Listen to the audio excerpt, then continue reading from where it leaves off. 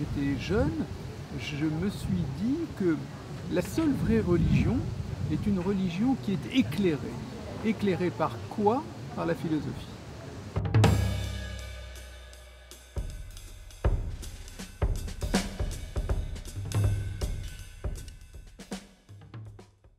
J'ai publié un certain nombre de livres, toujours sur le rapprochement entre la philosophie et la religion.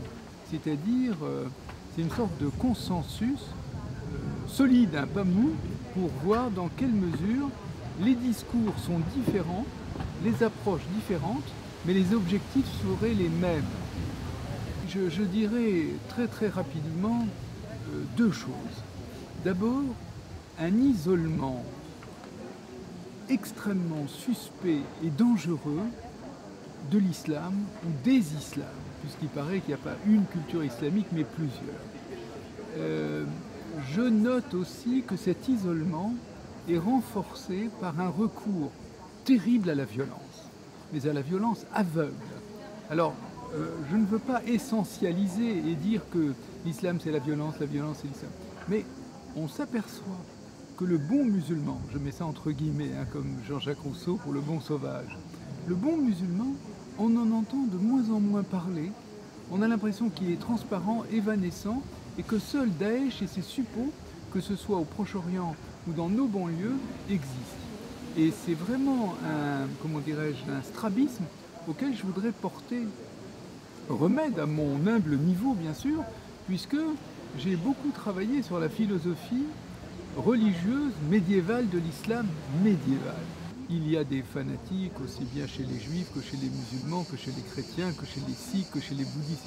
Mais là, quand même, on a dépassé un stade, un niveau inouï.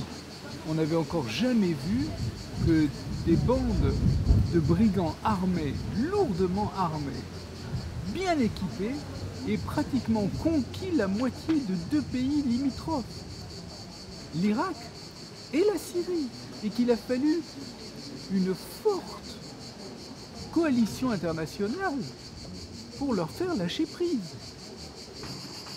Et Golda Meir a dit une phrase absolument incroyable il y a très longtemps, vers 73, elle a dit « Nous pouvons pardonner aux Arabes parce qu'ils ont tué nos fils, mais nous ne leur pardonnerons jamais de nous avoir contraints à tuer les leurs. »